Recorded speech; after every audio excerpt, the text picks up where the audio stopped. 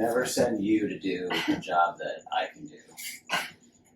Never send me to do a job that, yeah. I would never go do something if you're just Did that come out closer right? and That didn't come out right. definitely not. Hey, all right. What's up, everybody? 12! 12.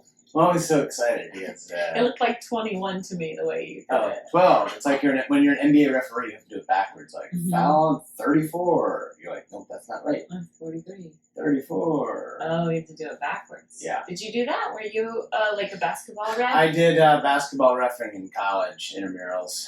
In college? Yeah, I was an intramural ref. We ran the intramurals for the whole time. And now that you play adult male rec league basketball, Yep. what do you think about those refs? Oh, Like, you still they're give them terrible too. Yeah, they're terrible too. And were you terrible when you were a ref? No, I was amazing. When I first moved to Los Angeles, one of the things I thought about doing for extra money was being a high school official. And so I looked it up, and there was like all this stuff. They're like, you're hanging out at high schools anyway. You might as well do something. Not funny. Uh-huh. So I sent an email to one of the places like, hey, I'm interested in taking all the classes and becoming certified and doing high school games. Never heard back. I knew you wanted to look at being an umpire. Yeah, there was a brief period of time back when, this might have been 2000, summer 03, when like striking out left and right, job search. I had just finished So to the speak. year.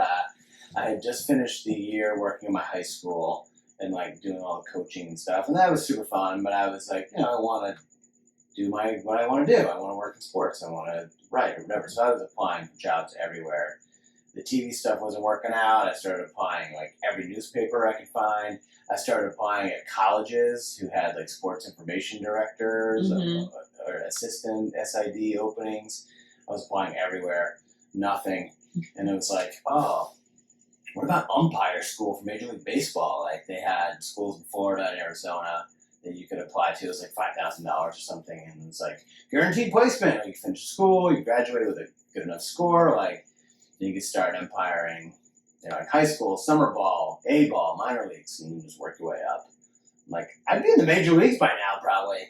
Yeah, that was you'd probably be 17 best years buds with ago. Angel Hernandez. Yeah, I would just be like, I would be Enrique Palazzo in the back, like dancing before. But yeah, for Naked Gun. Yeah. I thought, that was a fleeting thought, and then.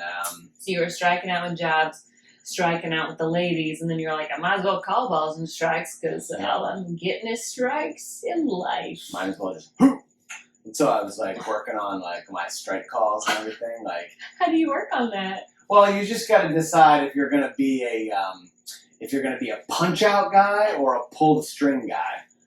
Okay. You know what I mean? So if you watch umpires do their third strike calls, yeah, you either punch it out or you pull the string for strike three. Yeah. You know how guys are like strike three. That's pull the string. Yeah.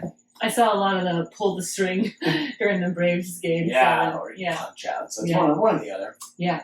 Wow. Anyway, didn't work out. I'm glad. And here I am. Still striking out. Still striking out just at home now. Just at home. So sad. I don't know. Today you hit a home run with those flowers. Oh, You got me flowers for my first day at my yeah, job. you started a new job. Congratulations. Yeah. Are we allowed to talk about it yet? Not yet. All right. But it's pretty cool. It's pretty cool. It's a very cool job, and those flowers are way cooler than the I job. don't like all the Lakers colors in there, but it's a fall. I didn't pick them out. Well, yeah, I just went by the picture. It's a fall bouquet, which is It's nice. beautiful. Thank you very much. You're welcome. For doing that. But let's talk about the okay, 90s. So Week in the 90s. Welcome, everybody. Week in the 90s pod. Yes. It's episode 12. Yes. Hope you're enjoying everything so far. We're having fun doing it. I think we're finding a groove. I think so. Yeah, we're definitely having fun. Everyone, thank you so much for your comments and ratings on iTunes and everything. You guys are super nice. Yeah. And so, what do we got? So this is October 18th through 24th, Okay. 1997. No, wait, I did 1997 last know. week, so we're just going back-to-back weeks. Okay, must have I been... know what you did last summer in 1997. Yeah. So I, ultimately I didn't even write about that, but I had it on my list in case, in case I didn't in case enough other stuff didn't happen. Yeah. But We've been really struggling in October. October is It's been kind of tough. no wonder it's sober October. There really is nothing to do. A lot of news We in have not October. been doing sober October. Yeah, we've definitely not. But also, like, I don't know. Like, it's just been really hard. You're like, I'm not going to talk about Kuwait not giving oil to Iraq. Yeah, like, it's super no hard and thanks. easy. So, it's not really fun to talk about. but it's made me a better investigator of news stories. Okay. And so, in 1997, Wayne Gretzky, what, do you know him? Wait, who is he again? Does he have a The daughter? greatest, yes. He has a few daughters. But he was playing for the Rangers at the time. So on October 27th, 1997, he's playing for the Rangers at Madison Square Garden. Yep. He entered the game on the verge of history because he was one assist away from tying the all-time record, which Gordie Howe For held. assists or points? For assists. At the time, he was the points leader with 2,714. Right. And Howe was second. So if he got 2 assists in this game, he would now be the all-time point leader and the all-time assist leader in the NHL. So he came into the game to do that.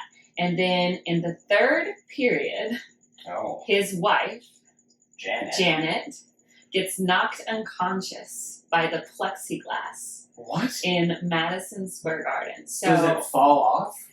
They 2 of the players. There was like a hit or something? Okay, it's 1-0. Okay. And the Blackhawks are winning. So there's no assists yet. Okay. Because they haven't scored. So then Ulf Samuelsson. Yep. Checks Chicago's Sergei Kriskasov into the boards opposite the benches in the neutral zone, sending a heavy pane of plexiglass into the stands. Okay. Glass surrounding the hockey rink usually shatters into harmless pieces, but for this time, some reason, It didn't. it completely dislodged Oh and falls directly onto Janet and her friend. And it's not funny, but it's like it's not funny. It's like so funny. So it's Gretzky's wife of 9 years, and the pane hit her head, and it completely knocks her cold. Like, she's out. Wow. Like, the cameras even catch it. Like, she's just, like, out cold. Gosh. Like, for a long time. So it was, like, 4 or 5 minutes until first aid was able to get there, and then they took her to the hospital. She's still unconscious. Oh, my gosh. There's blood coming from her mouth, but that's the only real injury. Okay. Gretzky was not on the ice, so he like goes over to see, and he hops, he goes over there to see if she's okay. And then after receiving word from the Rangers trainer Jim Ramsey that Jones was receiving proper care, he returned to his teammates and kept playing the game. And I was like, this is what I'm gonna do. That's why you're the great one. Okay, so what is he gonna do? Go with her to the hospital? To do what? Watch her be unconscious? Christopher. She's not. Listen, hold on. Not This is exactly why I brought this up, because I was like, there's no way you're taking Janet's side. Well, definitely not. Not life-threatening injuries. How do you know? What do you mean? She hasn't gotten a CAT scan. You don't know if her brain's She swelling. got hit in the head and got knocked out. Happens all the time on NFL Sundays. These hockey players are tough. She's a hockey player wife. She knows how tough hockey players are. So at this point, it's been 7 minutes and she's still not awake. Okay. And you're like, I'm sure she'll wake up and then, like, you haven't seen her awake yet. But, I mean, Wayne's got an important record that he's like about to tie. You know what I mean? Are you just going to hold on to this argument, or is this what you really believe? Are you purposely being the heel for the podcast? I think this is not a big deal. Wait, continue with your story, and then maybe I'll change my mind. No. I want to know right now. I'm knowing, like, at this moment, as you're telling the story, I'm like, well, she's in the hands of medical professionals. I'm not a medical professional. What am I going to do? We got a big game. I'm on the verge of history here. I mean, I can like compartmentalize and kind of get my job done, and then when the game's over, I'll go down. I mean, the hospitals in New York are everywhere. It's probably right down the street from Madison Square Garden. Okay. What do you think? I disagree with you because if I woke up and found out that you were not there, you best hope you stayed at Madison Square Garden, and you best hope you broke that record because you will not be the great one in our divorce papers. I'll tell you that. Really? What are you talking about? I mean, it's not like every day somebody gets knocked unconscious. If I got knocked unconscious. Okay, so and we you're were at a comedy show and the mic stand fell and hit you in the head and you got knocked out? No. This But has like, to be during something you find important. So oh, okay. So if it's during the Patriots Super Bowl. Okay. Yes, it's during the Patriots Super All Bowl right, with Cam Newton this year. Okay, this year, Patriots Super Bowl. It's like, what, fourth quarter and we're like down 6 or something? Yeah, but you have the ball and you're driving. Okay. With like what? How many? Like 3 minutes to go? No, I think you still have a whole quarter to go. So it's early fourth quarter. Uh-huh. We're down a touchdown. And then what happens? Like a plate of nachos like slips and falls and hits you in the face and knocks you out? Like, what do you mean? Like, what would happen? No, something in the stadium, like a sign in the stadium. A sign in the stadium? Yes, this is a pane of glass. Well, hold on. You know how thick those are. This is not a single pane of glass. But it's not real glass. It's plexiglass. Okay, super heavy. If it's not heavy, when it hits you in the head, it doesn't knock you unconscious. Okay, yes, I understand. This is basically like a bulletproof window hitting you in the head. Okay, it just kind of falls and knocks you out. But what's the equivalent of? So then I'm knocked unconscious. You're knocked unconscious. And they medical staff comes and gets you. So the Super Bowl's in Tampa this year, and then they go and they go. You can meet Tom Brady after the game, or you can go to the hospital. Yeah, well, you can meet Cam, and like he has a special outfit in your size, and you guys can take like matching photos, or go to the hospital and miss the end of the game and possibly like meeting Cam and everything. I'm assuming that Tom will be in Tampa too, but go ahead. Yes. Oh, so it's Pats Bucks. Sure. Oh my goodness. So man, I don't know if I can miss the end of this game. But you can be okay with me being in the hospital alone. Well, you're not alone. You're in the care of medical professionals. I'm literally about to cry right now. Like, you're serious. I'm not serious. Oh my goodness. I just said I'm not serious. You're serious. I'm not serious. I'm not playing in the game. If I was the quarterback, if I was Cam Newton, what am I supposed to do? I mean, you putting football before family is what you're saying. You would put football before family. If I was Cam Newton? Well, how would I know? How do you not know? It's like, obviously, you don't know what's going to happen at the hospital. That's the problem. Like, you don't know if she's going to be okay or not okay. Okay, well, spoiler alert, she's okay. Yes, she's okay. Spoiler alert. Are you getting really mad at me? I'm upset. Why? No, I'm not upset. Yeah, because I know you're playing it up. Yeah, because this is what you do on your show. Yeah, but I want you to apologize and sleep on the couch. I'm not apologizing. Okay, so what happens? Well, you are sleeping on the couch. Couch is comfortable. So we're all just joking, by the way. I know that he's being a heel and being obnoxious. That's why I tried to make him feel extra bad by saying I was going to cry. Because, I mean, it almost worked. I know. It usually works. So anyway. Hold on, I'm worried this battery is gonna die on this thing. I keep saying low battery. So I don't know if it's actually still recording. Hold on, let me just plug this in for like 10 minutes. See what it's like doing this. It's like doing this little battery thing. There's like an X on the battery. I just don't want it to cut off in the middle. Okay.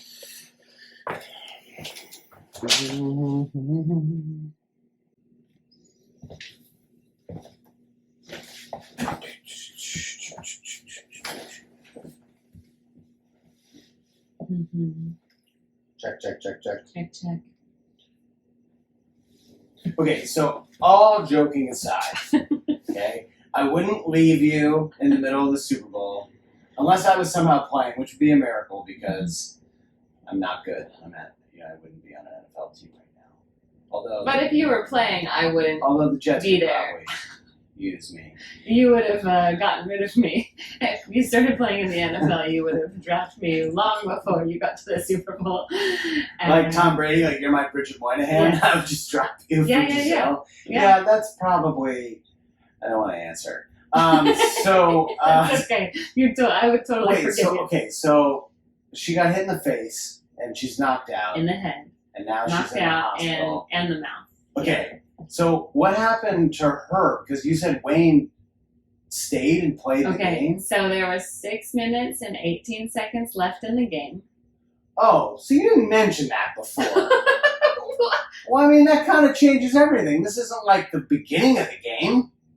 Now, if it was the beginning of the game, yeah, I would totally What does leave. it matter? It's not the last game of the season. That's true. So it's not like he can't get this record, you know, Oh, yeah, later on. like later on. Was it the last game of like a homestand? I mean, breaking records at home is a little more important. Yeah, it might have been the last game at home. Like, not the last game. I mean, this was October, so. Yeah, but I mean, like, were they about to go on like an 8-game road trip? And, like, you know. I mean, NHL start does not end in October. No, Whenever it the begins stand in October. begins. So, Yeah. okay. All right, I don't know. Anyway. I'm trying to defend Wayne I here. get it. Okay, so 6 minutes, 18 seconds left. He played the rest of the game and then joined her at the hospital later. Oh, that's so nice. That's so nice. That's what you're supposed to do. It's not nice. I don't know what their arrangement is. He stayed with her until 3 a.m. Oh. and then he went home to be with his kids. They got her out of the hospital the next morning, and she had a concussion and stitches in her lip. Ugh, that is insane. Yes. And so she stood by her husband's decision, saying she trusted his judgment and that he is a good husband and father. And Gretzky broke the all-time assist records 2 games later against Anaheim. So he didn't even do it that day.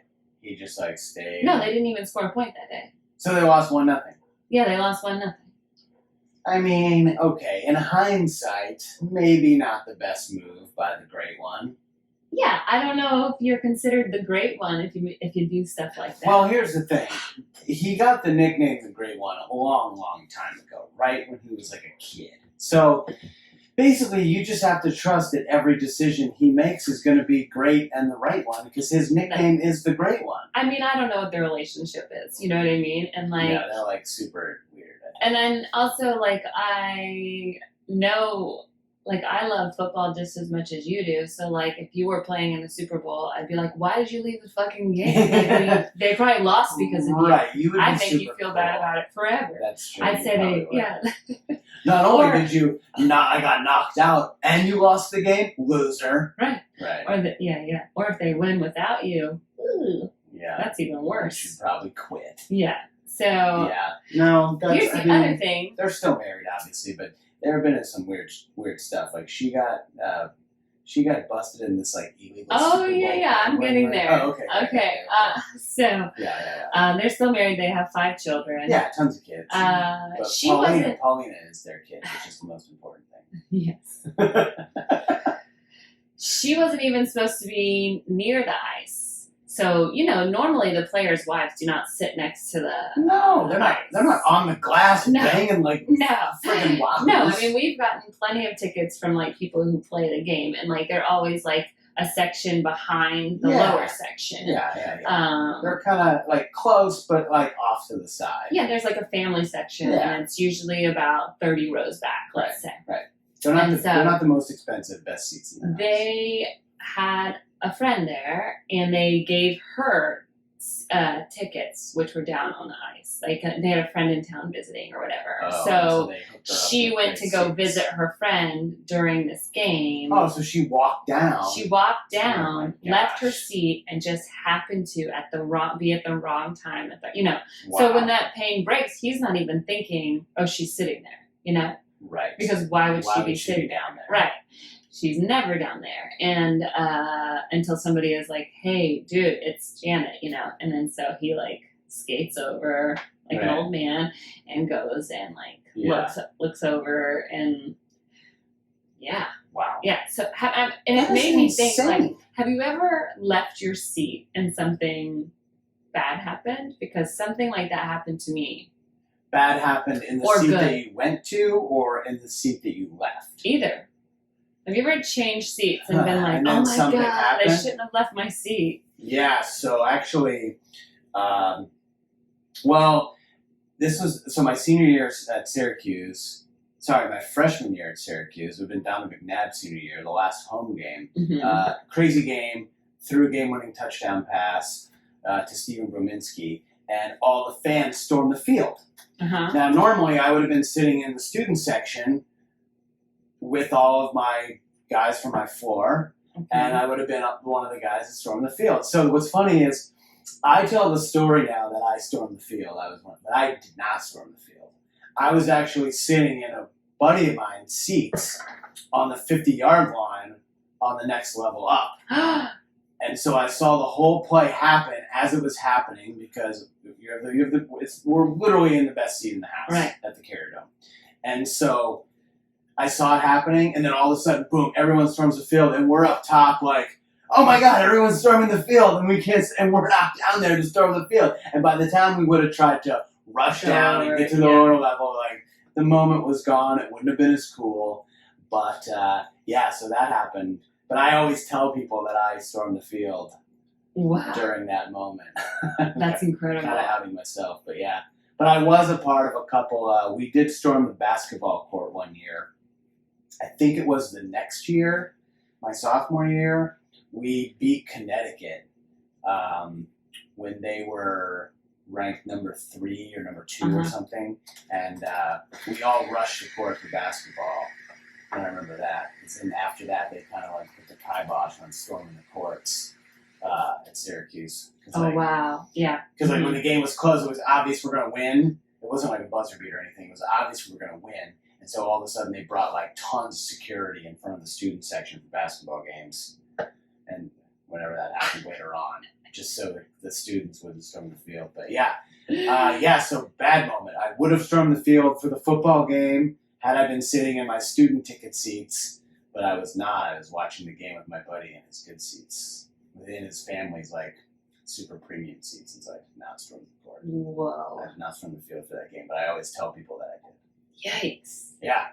That's embarrassing. Yeah, and what the funny... You're like the Steve Renazizi of Syracuse storming the... And the funny thing is, everyone will say that the first person to jump the fence, because it was like kind of high, like it was a good like 8-foot jump down to the field from the student seats if you're sitting on the rail, and everyone always says the first person to jump was our buddy Scott, who lived on our floor, super religious, like hardcore, goody two shoes to put it so to speak, and but he like had that like mean streak when it came to sports, and so everyone says he was the first person to jump. So it's always like, it wasn't like the super drunk dudes or the blacked out frat guys who like, oh man, we're storming the court, Donovan McNabb, baby. Like, it wasn't those guys. It was our friend who lived on our floor and was later our roommate for a semester his senior year. It was him. He was the first person to jump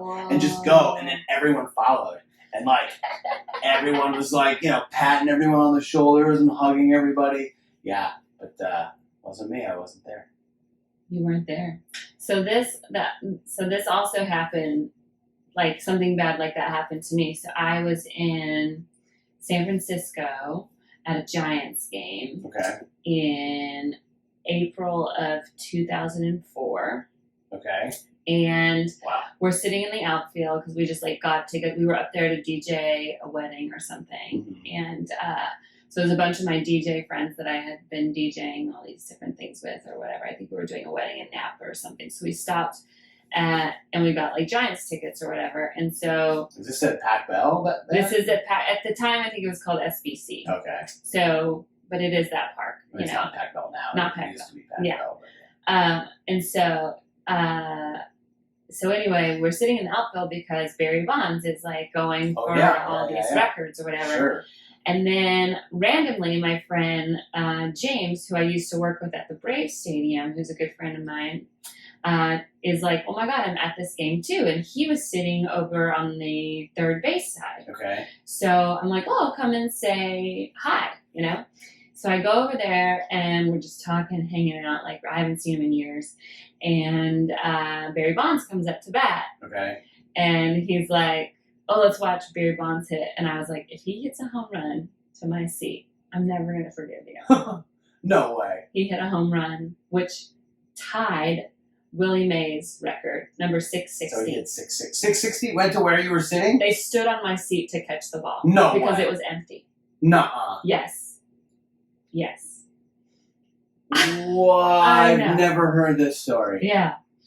They stood on my seat. So they were like, where? I come back and they're like, where were you? 660 came right in. So who got it? Did one of your friends get it? No, none of my friends ended up getting it. Did you look up how much that ball went for at auction?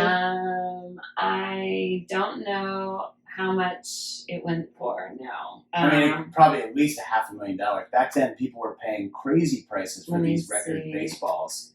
And that was number 660 to Ty Mays. That was third all time. Oh my gosh. Yeah, so let's see. Oh, it went for $752,000. No. That's $756. Sorry. No. Well, what did 660 go for? 660. That is so bananas. And everyone was standing on your seat because you left. Yeah, they stood on my seat to catch. Yeah. You gotta be kidding me. I don't know. Let's see. Gosh, I'm sorry. I'm trying to look it's this fine. up right now, Fine. but it's like... You could just type in Bonds number 660 auction price. Is that what you typed in? Yeah, I typed in... That is so crazy. Yeah, because, I mean, the Mark McGwire, like, 70th home run ball, I think, got over $2 million. People were paying crazy prices for these balls back then. Like, all these big-time collectors. You know, sports Willie Mays also signed it, apparently. What's it? They both signed the ball? No, that can't be. No. Anyway, I can't. Don't worry about it. That's so crazy. I'll tweet out the price or whatever. But yeah, I'm sure if anybody's listening, just like tweet. It was a lot. Yeah, it was a lot of money. It was a lot. Yeah. So anyway, this is what I see, and I was like, great, you know. So no way. Yeah, number 660. Wow, at least you were at 660. I was at like 660. that's cool. I've never been at like a cool. Yeah, it was my friends that had even said anything about. Like they're the ones that really wanted to go. So like. I was at. Let's see. I want to say that I was at like Pujols 598 or something.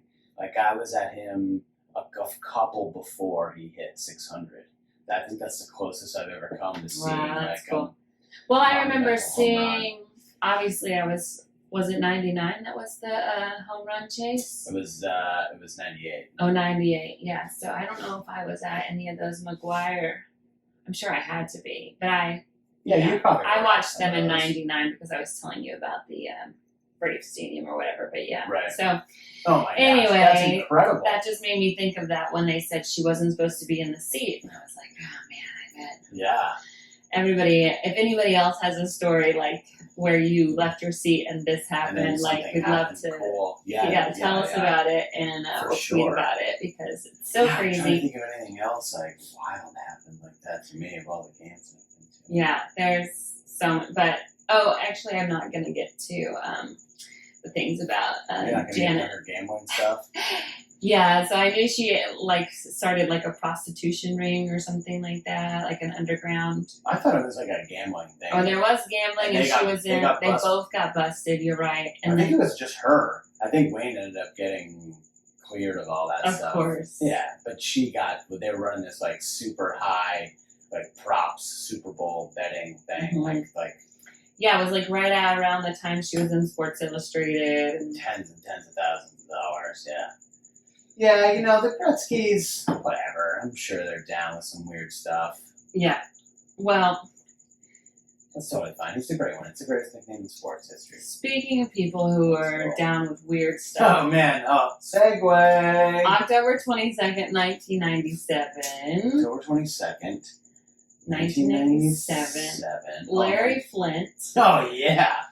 sells his Hustler magazine in Cincinnati, Ohio for the first time in 20 years. So, Larry Flint. This kicks off the whole stuff? Or? So, no. He had started the magazine way earlier in 77, basically. Right. Well, he started in Cincinnati. It started as this promotional tool for his go-go clubs, which were all shut down in 1977.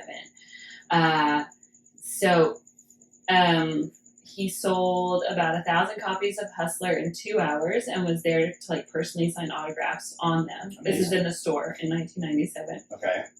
And so there were about 50 people in line before the store opened, and about 6 protesters with signs that said "Porn hurts children," and "This is where filth is sold." And he's from Ohio, so it was really important to him to sell in this location again because he had been banned there for a really long time, and that's why it was a big deal for him to sell this magazine in 1997 again.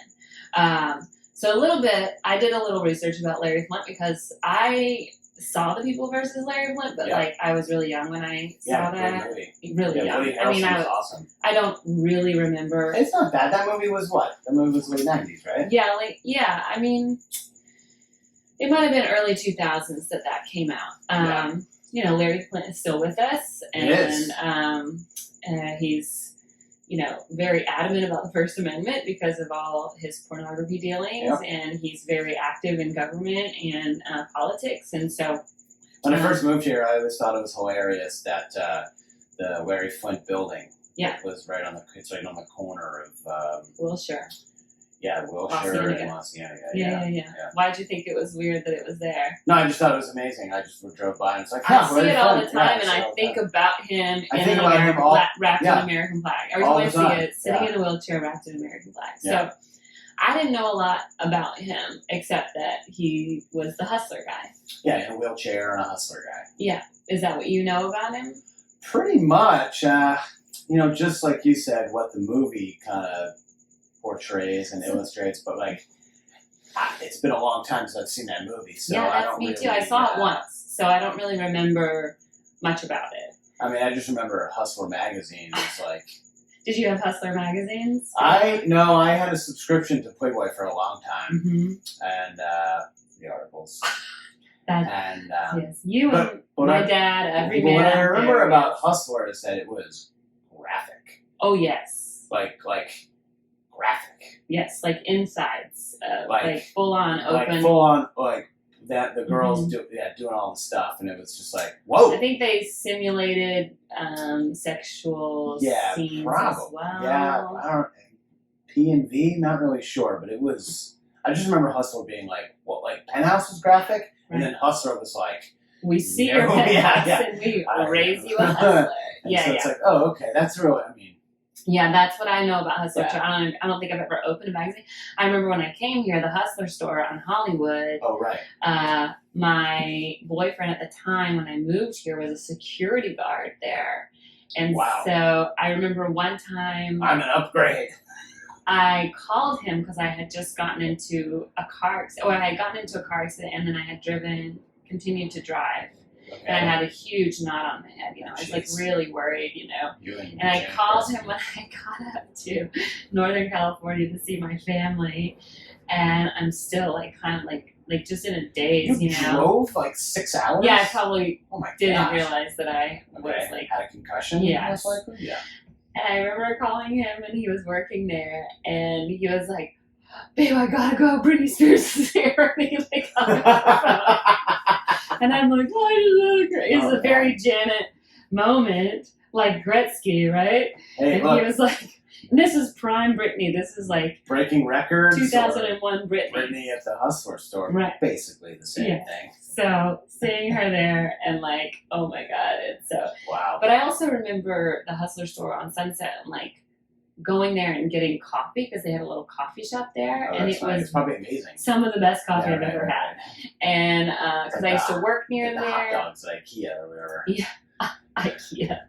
So they have a really good food item. The meatballs? The meatballs, yeah, that's it. What did I say? Hot dog? They have good hot dogs too. The hot dogs at Costco are really good. Maybe that's what you're thinking. Right. Okay. Like Anyway. I see at Kmart. Big deal when I was growing up. Okay. I don't know how this got into. But that Hustler store is closed. Back to hot dogs and Hustler. Okay. Sorry. Well, Hustler Casino too. I know. Yes, I knew Hustler that too, Casino, the Hustler store on Sunset. Like I just remember, like, you know, when you're kind of young, you're just like, oh my god, you know, like these outfits and like there's like dildos everywhere, and like that store also had famous people's genitalia that was like shaped into toys. Yeah. So you just like could go in there and see what famous people's genitalia, because it was like bronzed and so anyway, that's what I remember about the Hustler store and Larry Flint. And so, but I didn't know a lot of other stuff about him, and when I looked him up, I was really intrigued and fascinated. Oh, interesting. He was born in Kentucky in 1942. Okay. His dad fought in World War II and was like super absent from the house because he fought and fought and fought. You know, survived World War II, but went on many tours. Okay.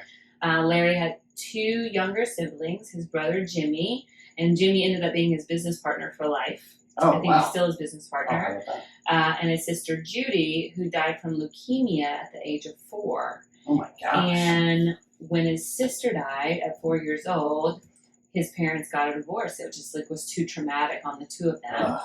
So Jeez. Larry and his mother moved to Indiana. And his brother Jimmy also moved to Indiana, but went to live with his grandmother, their grandmother. So Larry was with his mom, and then Jimmy was with his grandmother. And when he was in 9th grade, when Larry was in 9th grade, he ran away from home and joined the army with a fake birth certificate. Like he was just so miserable at home with his mom. So, he just made a fake birth certificate and joined the army. At 13? I mean, Ninth how are grade. you in No, 9th grade? ninth grade, Like you're 14 or 14 or 15, 15, yeah. Jeez. Yeah, so he joined the army. But this is luckily after, you know, this is probably, 1942, so he would have been, this was like, 56, so yeah. there's nothing really, there's no tour, you know, maybe Korea or something. Korea would have been coming to an end. Yeah, so I don't think he had to really see any action or anything like that. I think he was honorably discharged, and then he came home to Indiana. He had a few odd jobs. He was like, played poker, he was a bootlegger, and then in 1960, he joined the Navy. And he was a radar operator, and it was his boat, the U.S. Enterprise, that was tasked with recovering John Glenn's space capsule. So him and his team recovered John Glenn's space capsule. That is incredible. Yes. And then he ended up creating a magazine where other men were inside of things. So I just thought that was kind of cool. Nice. That's amazing. But yeah, so he was part of USS Enterprise. Anyway, he was fascinating. Wow. Yeah, he's a fascinating guy. So in 1965, so he was honorably discharged from the Navy as well, like decided to leave. In 1965, he had $1,800 in his savings account. And Same. Yeah, same. And he bought his mother's bar in Dayton, Ohio. So his mother owned a bar in Dayton. Okay. He bought her out. He bought the bar for $1,800. He quickly renovated it and started turning a profit of $1,000 a week. Dang. Right away. And so he bought 2 more bars. Hell yeah. And after the success of the 3 bars, he decided to open a high-class joint that would feature nude hostesses. It was the first of its kind in Ohio, and he called it the Hustler Club. Yeah, he did. Because he was a hustler, you know, any job, absolutely. but he just constantly made money. That's what he did. Right. He was just a businessman. His brain just fired on all those cylinders. So then the club started expanding because they were doing very well. They were the first of their kind in the area. And in 1972, he started publishing a newsletter about the club as a way to just promote them, you know. And the newsletter became the word out. More popular than the clubs because it showed pictures of the dancers. Oh, it did. It was a newsletter. Oh. It was So it started at 2 pages, and then it went to 16 pages, and then by 1973, it was at 32 pages. Oh, the perfect number. All things grow when you look at a woman, right? So anyway, in 1973. So this now the Hustler Club newsletter is the most popular thing out there. And this is in Dayton, Ohio, right? This is in Dayton, Ohio. Okay. In 1973, the oil crisis hits and sends the U.S. into a recession. And Larry Flint is forced to close a lot of his bars and clubs because no one has any money to come. Right. And in the face of bankruptcy, he decides to put every last penny he had into making Hustler an official nude magazine. So down and out, nothing's working. He's like, I'm going to gamble everything I have on this magazine. Wow. And he paid for the startup by deferring payment of sales taxes that his club owed on their activities. So he kind of leveraged his clubs to make the magazine. In July of 1974, the first issue of Hustler was published. July, great month. 1974, way before your time. Dang. It went unnoticed, but within a year, it was a success. So the first one, but then the second, and then word spreads, legs spread. Oh, all of a sudden. It's like Playboy, but way better. Well, way more graphic, you know? I think it really fit a demographic of people that just needed more. Apparently. Yes. So by the next November, that would have been November 75, they published their first pink shots, quote unquote. I'll let you guess what that means because I'm not going to say it because my parents listen to this. Publishers did not want to publish them. Distributors did not want to distribute them. He had to fight for every single magazine to get on the shelf. This is every month. He had to fight every month. Fight to get it out. First Amendment. First Amendment. And then about this time, he was approached by a paparazzo who had snapped photos of Jackie Onassis sunbathing nude on vacation. Wow. And so Larry Flint bought the photos for $18,000. Worth it. Published them in August 1975 and sold 1 million copies within a few days. Oh my gosh. And he was now a millionaire and bought his first mansion. So it gives me chills, even though it's so disgusting that the fact that he took private photos, but such a businessman move at the same time. You know what I mean? How about that dude who could have sold the photos for way more if he knew what was down the pike? Or maybe nobody else would buy them. I think at the time, paparazzi. Who else is going to publish who else is going to buy those? Playboy's not going to publish Playboy's the only one, and Hugh Hefner probably. There's no way they were friends with Jackie or something, you know. Yeah, you're not going to publish stuff like that. No, she's still. But you need a dirty magazine with a guy that doesn't give a F. No, doesn't. And he's the perfect person, and this guy could get I guarantee there were not a lot of buyers. You're probably right. I think in 1975, I don't you're think probably so. right.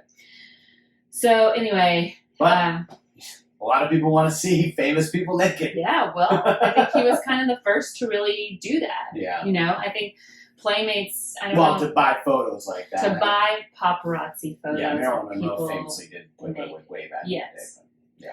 Yeah. So Larry Flint has been sued many times over the years, mostly by anti-porn groups. And Cincinnati was the first in 1977. So he was sentenced to 25 years in prison. He served 6 days because the case was thrown out for prosecutorial misconduct. And the store that I talked about at the beginning of the story was shut down a year later. So his Hustler store that he opened in 1997, October 22nd, was shut down a year later because basically when he opened up the store, the anti-porn groups were like, let's do a sting. So they sent an underage kid in to buy a magazine. It wasn't carded. They sold it to him, and then that's how it got shut down. Yeah. Jeez. So get out of here. 15-year-old boy, blah, blah, blah. That's what 15-year-old boy should be doing.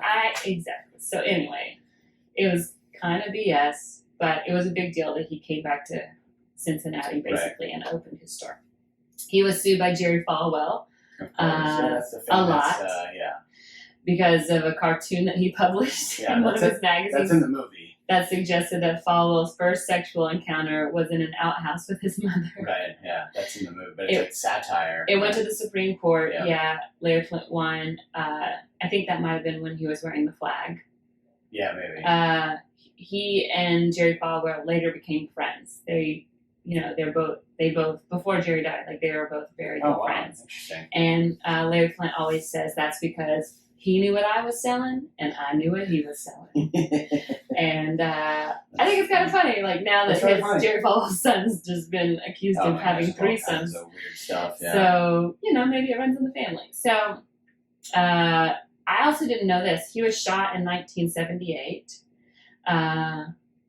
by a guy named Joseph Paul Franklin in Georgia.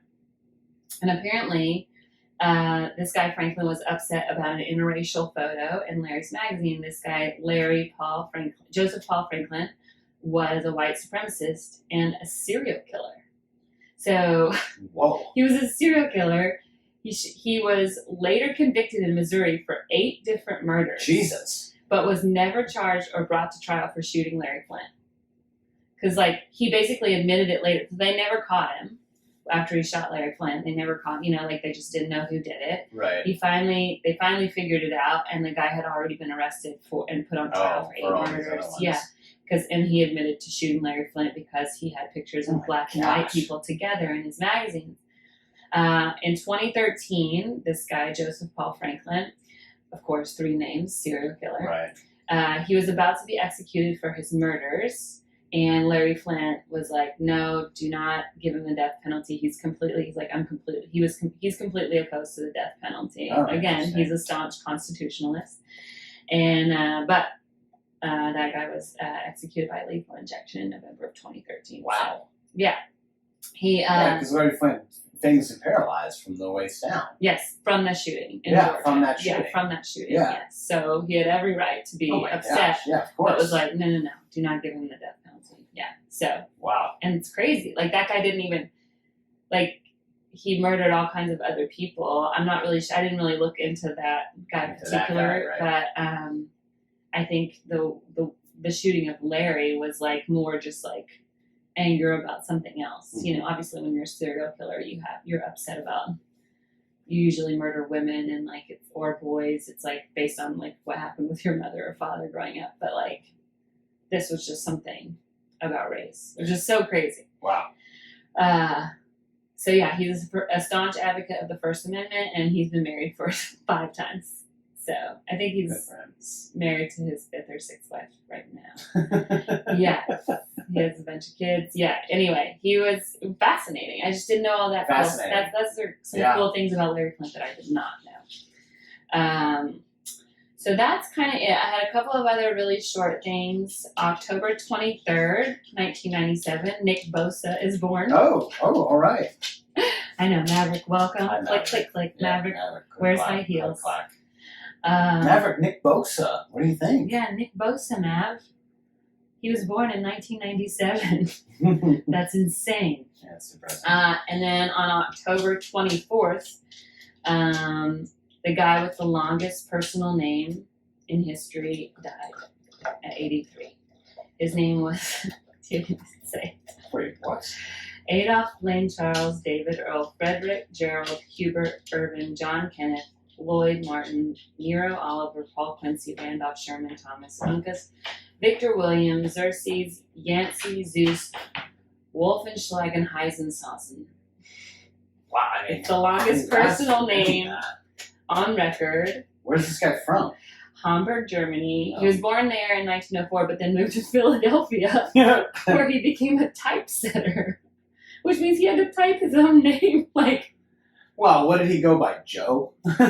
I don't think so. His name first attracted attention when it appeared in 1938 in the Philadelphia telephone directory on page 1292, column 3, line 17, and in a court order of Judge John Boyle in 1938, Wolfenschlagen, Heisenbergerdorf, Jr., etc. versus Yellow Cab to with speculation the case was settled because they couldn't pronounce the name.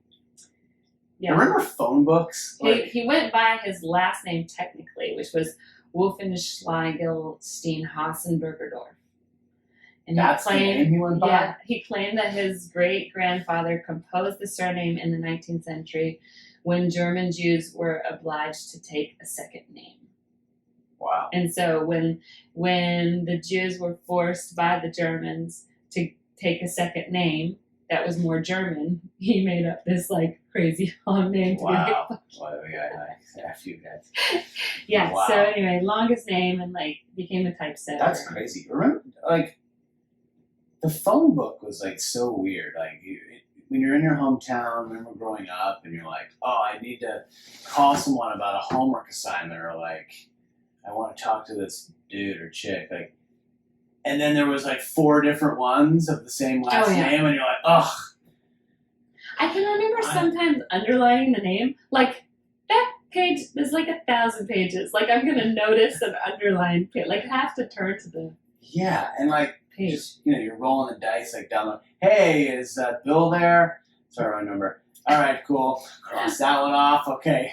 Hey, is Bill there from chemistry? Mm-hmm. Nope, sorry, wrong number. Because like you didn't know where they lived, so or maybe some of them had the address and some didn't, and like. I remember when they stopped delivering the phone book, and that was like, oh my god. The phone books were free. They dropped them off at your house. No more phone books, like, but you never like they literally would just sit on my porch or like. Yeah, for a while. In the recycling. Well, like in the 90s, the phone book was a big deal. The phone book was a very big deal. Phone book was a big because deal. basically you would have anyone's number. Everyone. Like now you have to get a girl's phone number. And you have to ask them. Hey, you and then you have to hope that they give you the right number. Like they don't give you a fake number. They don't go, it's unlisted. Yeah, I have an unlisted. Mine's unlisted. And it was a big deal having an unlisted phone number. Yeah.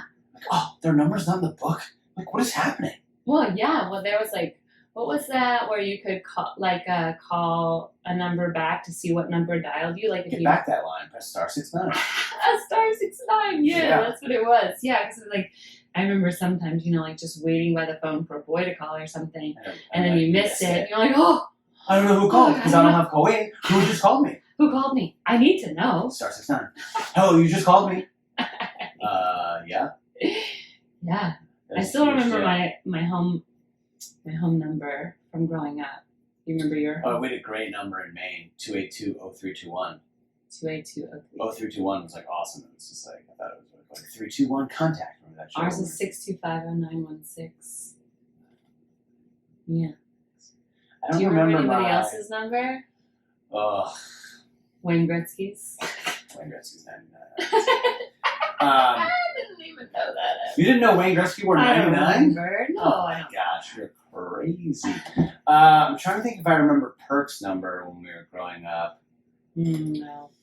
Or like Jason's. Jason had he had like a Dayton number, so it was like 499 or something. Did you ever when did you get a cordless phone? Did you guys ever have a cordless phone? We always had a cordless phone. Always? We had a cordless phone in Alaska, like one of the first ones that came out. Wow. Yeah, we were always kind of ahead of, we were always into technology at our house. Man, remember when the cordless phone would start going dead while you were talking? And like, what am I going to do? The phone's got to charge. I got to call you back. Let me call you back in like 10 minutes. Yeah, I would just go pick up the landline, the one that had the corded phone, and then hang up the cordless. But then when you picked up that phone, you had to talk in front of your parents. Oh, right, unless you had the super long cord. Yeah, we had one in the kitchen, so we'd have to take it into the...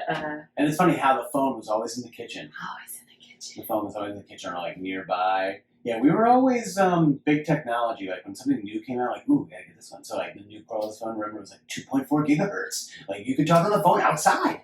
Like, yeah. what? Oh, no, outside? The antenna that went up. Yeah, no, we always got the newest thing, too. Yeah, but, like, always got the newest thing. We had a phone in every room, a TV in it. Like, I remember getting a TV. We always had, like, little 13-inch TVs, like... Yeah, I remember once I got a phone in my room. Remember when... I remember people in my school had their own line. Oh, they had, like, their own phone line that was separate, so, like, you could call them, like, late. Because, like, if you called my house after 9 o'clock... You had to get it on... It was one of those things like, hey, call in 3 minutes. And then you had to go and, like, wait next to the phone. And then when it called, like, you're getting it, like... Or you would hold the clicker down so that as soon as it, Yeah, or just, like, so the ring would only be, like, bing! And so, like, no one would hear it, so your parents wouldn't wake up or whatever. Oh, my God. And then, heaven forbid, if, like, you got disconnected and then they call back, and you're like, oh, answer! Oh it was so important. I just remember if you called our house you were not allowed to call our house after 9 o'clock. My mom would be So upset. Hello? Is Sarah there? It's after 9 o'clock. You can call her tomorrow. Wow. Oh, man. That is aggressive. Oh, man. That You is did not want to aggressive. call our house after 9 o'clock. Yeah. And I mean, I could call other people. Yeah, but the worst was when you called someone else and you got the same thing, like, and someone's dad called and they're just like, hey. I remember one time I got grounded Hold on. because that was when I, it's the only time I ever got grounded, and it was because I wrecked the car. Well, I mean, that's a pretty good reason to Yeah. get grounded. Well, I still don't think it was my fault, but my mom and I can agree to disagree on that. But anyway, it was technically my fault because I was behind the wheel. All right, your mom's on the line. Let's see what she has to say. But people would call my house, and my mom would go, Sarah can't come to the phone. She's on phone restriction right now. And my friends were like, Super. phone restriction? Yeah, try to embarrass Like, you. why couldn't she say I was just grounded? No, she's a piece of shit. She's grounded, you know. But like, Oh, my kid's a moron. You can't talk to him tonight. yeah. But she would be like, Sarah's on phone restriction, and I was like, oh, like just so like she was just so like nice about it, you Yeah. know, like didn't want to embarrass me, and like was just like, or just saying like, this is what's going on. Yeah, This is technically what's This happening. is the real situation in my Yeah. house. Not sugarcoating it. Oh my You guys God, can draw your own so conclusions. embarrassing. Yeah, phone books and like phone. Oh man, that's so crazy. It's like talk about things that kids now will never know or understand. The phone book, yeah, the Just directory. like the phones and the directory and the landlines. Now, and when like, someone calls you that you don't know, it says maybe this person because you Mine had doesn't texted them or emailed Oh, them yeah, at some point, you know. And it's Mine like, doesn't even do that. It just says like the town, and so you're like, oh well, this is a robocall Oh, yeah. clearly because like I don't know anyone in Richmond, Maine, like that. They're not. I get one of those a day. yeah, they try to have them call from Maine so that you'll answer. 'Cause Well, then yeah, you think, because I still have a Maine. oh, there's area code. Maine. Yeah, I still have a Maine area. I know, I code, get so they're Georgia so ones they're all like, the time. oh, you must know this person because they're Maine, and there's only 1 million people in Maine. Yeah. But yeah. Anyway, Oh well, call me.